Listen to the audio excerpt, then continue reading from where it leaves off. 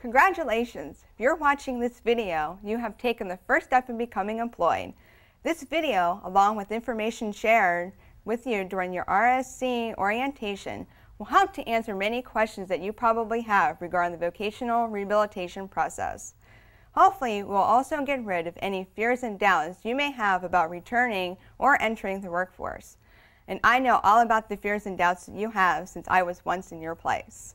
Hi, my name is Nicolette Petrisco, and I'm an RSC consumer just like you. The only difference is that I have already completed the process. This is why I, along with additional successful consumers, which make up the CAC, or the Consumer Advisory Committee, wanted to make this video, which will hopefully be a helpful tool for you. By now, you probably have figured out that you need to have a disability in order to be eligible for the services through RSC, and that all services RSC provide must be directed at work-related outcomes. RSC partners with you by assigning a counselor who will work with you to decide on a suitable employment goal and help you prepare for, obtain, and keep a job. The rest is up to you, but don't take it from me. Let's listen to what consumers just like you, members of the CAC, had to say about their partnership with RSC and their counselor. You know, consider that counselor your friend. They're trying to help you. They're not against you.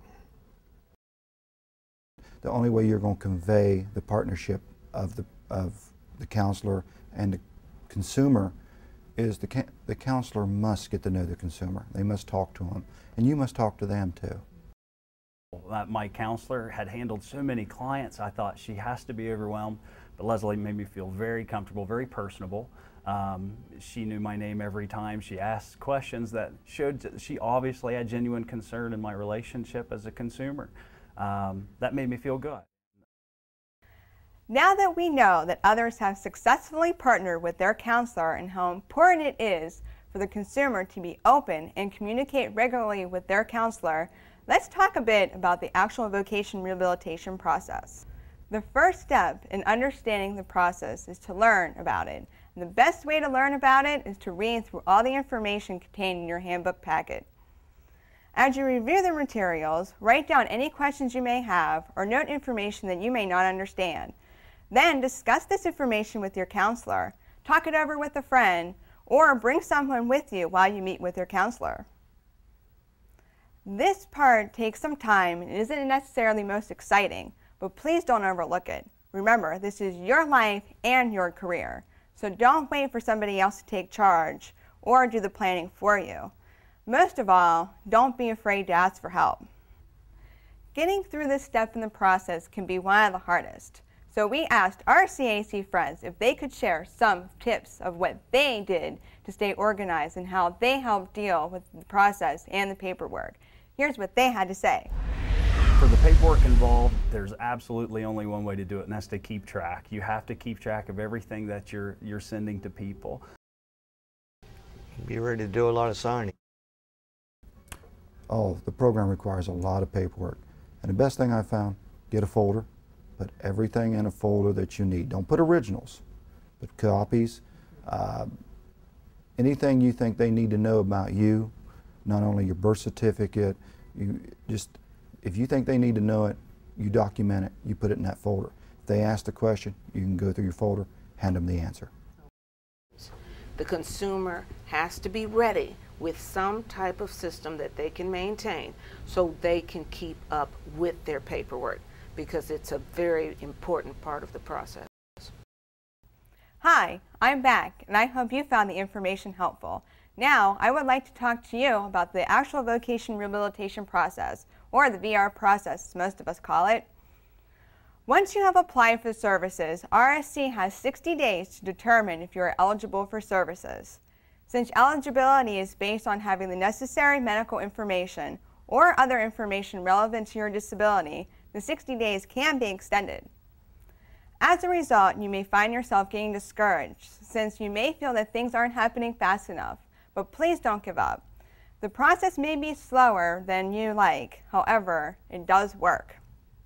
While you're waiting to find out if you're eligible for services or waiting to see your counselor once you're found eligible, There are plenty of things you can do and should be doing. We talked to our CAC consumer to see what advice they have for you while you're waiting. Let's see what they had to say. If you have an idea of what it is that you're trying to do, going out and doing research on your own, finding out a little bit more about what RSC has to offer is going to be helpful to you also. I would suggest that the consumers, once again, start to prepare themselves. You know that the counselor is going to ask you what you want to do. Whatever you want to do, start doing a little bit of research on your own. So I encourage people to, again, broaden their horizons and even try the volunteer aspect. Volunteering sometimes does lead to another job. Not so much at the place that you're volunteering, but it leads to situations where you're used to the work environment and you're used to talking to people that are employed. Revamp your resume. Develop a cover letter. Put your resume out there and see if it works. Figuring out an employment goal may be easy for you. Others may find it difficult. Either way, once you have developed your goals, you and your counselor will need to develop an individualized plan for employment, or an IPE.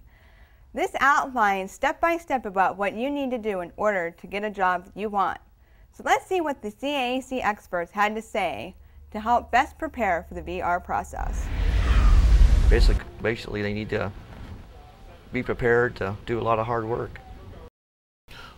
What the consumer do to best prepare for the process is to have an understanding of what it is that they're looking for, what type of job, what their capabilities are, be somewhat aware of what resources are available to them so they have an idea of where to go and what to ask for specific to their needs.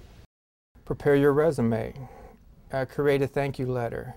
Get yourself ready for the job market as you're waiting for the counselor to give you your assignments.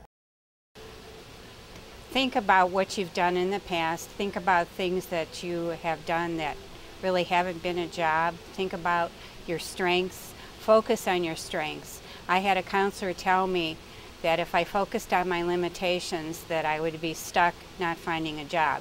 But if I focused on my strengths, then it would be a lot easier to find a job.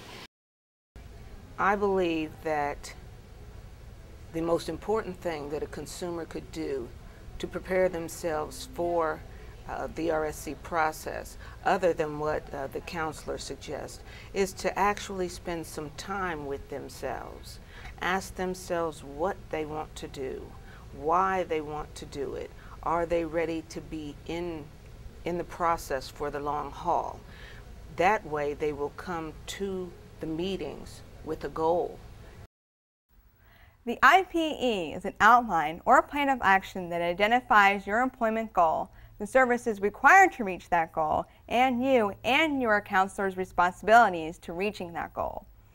Since no two plans are the same, because no two consumers are the same, it is important you develop a clear, comprehensive plan that will help you meet your goal. For example, your plan may include training, job coaching, or obtaining equipment, software, or other resources which may help you on the job. So, it is important to spend ample time on your plan in order to get it right. Once your plan is approved, you'll be on your way. So, let's see what some of our successful consumers had to say about the IPE process and what they did to personally ensure the success of their IPE plan.